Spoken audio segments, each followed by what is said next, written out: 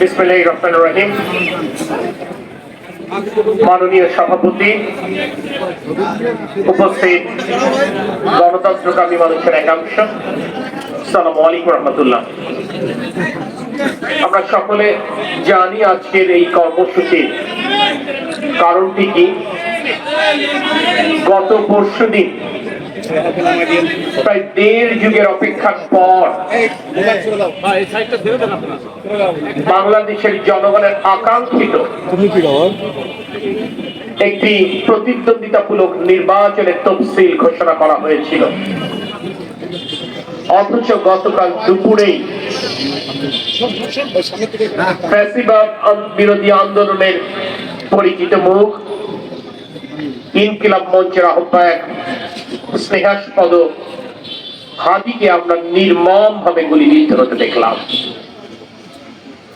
এই ন্যাক্কারজনক ঘটনার প্রতিবাদে এবং কিছুদিন পূর্বে আমাদের চট্টগ্রাম মহানগরীতে আমাদের ধানের শীষে প্রার্থী জনাব এরশাদুল্লাহর উপর একইভাবে গুলিবর্ষণের প্রতিবাদে আজকের এই প্রতিবাদ ও বিক্ষোভ কর্মসূচি পালিত হচ্ছে সারা বাংলাদেশ।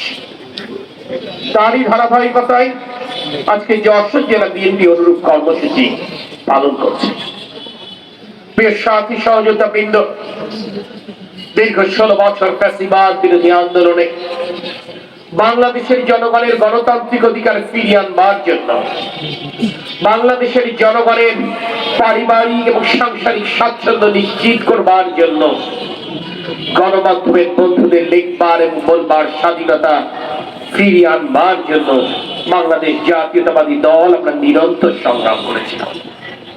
এই সংগ্রাম করতে গিয়ে আমাদের শত শত সহকর্মী গুমের শিকার হয়েছেন।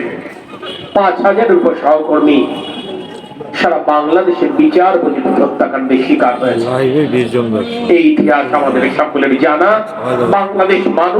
বাংলাদেশের মানুষ সশ্রদ্ধ চিত্তে এই ফ্যাসিবাদ বিরোধী আন্দোলনে বিএনপির আত্মত্যাগের কথা স্মরণ করে।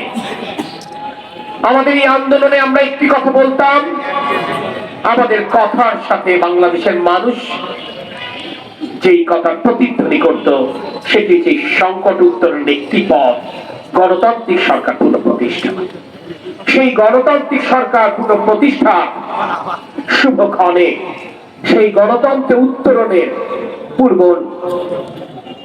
ক্ষণে আজকে যখন আমরা দেখি নির্বাচনী তফসিল ঘোষণার পরেই এরকম একটি রাজধানী ঢাকার বুকে এই ধরনের ন্যাক্কারজনক ঘটনা ঘটে, তখন এটি বুঝতে বাকি থাকে না এই ঘটনার পেছনে কারা।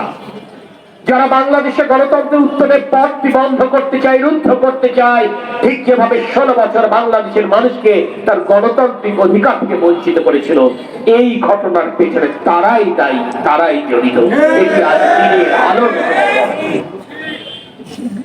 আমরা বারংবার বলেছি অন্তর্বর্তীকালীন সরকারের কাছে, বিগত 16 বছর সারা বাংলাদেশে যারা সন্ত্রাসের রাম রাজত্ব কায়েম করেছে, সেই অবৈধ অস্ত্র উদ্ধার করতে হবে। আমরা বারংবার যশোরের জেলা প্রশাসনকেও একই আহ্বান জানিয়েছিলাম। দুর্ভাগ্য, এই দীর্ঘ সময়েও অবৈধ অস্ত্র উদ্ধার অভিযান আমরা করতে দেখিনি।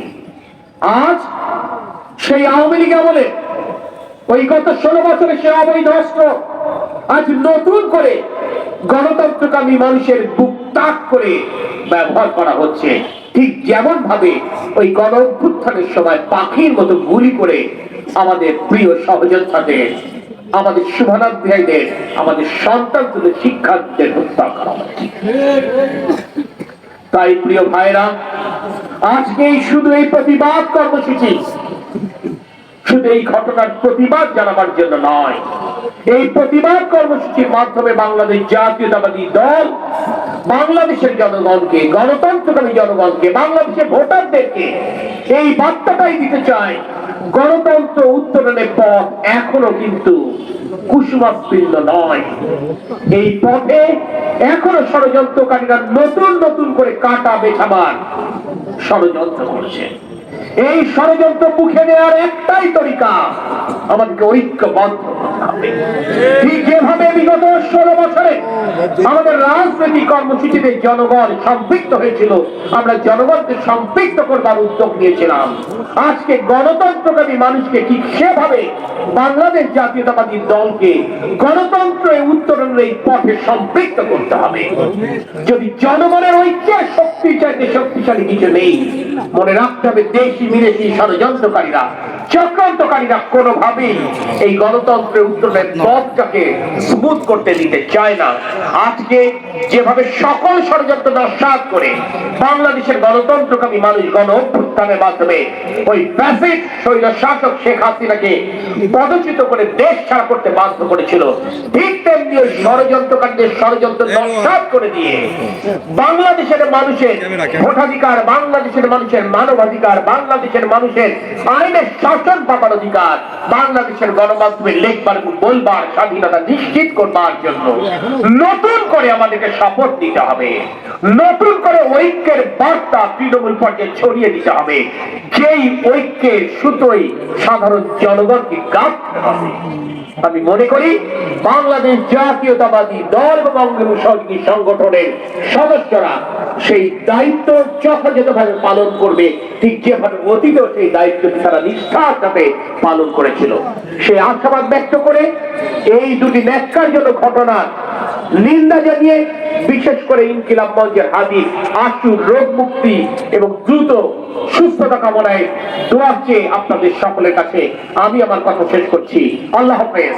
বাংলাদেশ জিন্দাবাদ, বাংলাদেশ জাতীয়তাবাদী দল জিন্দাবাদ, শহীদ রাষ্ট্রপতি জিয়া রহমান বীরত্ব মামল, দেশ নেত্রী বেগম খালেদা জিয়া জিন্দাবাদ, আমাদের প্রিয় নেতা তারেক রহমান জিন্দাবাদ।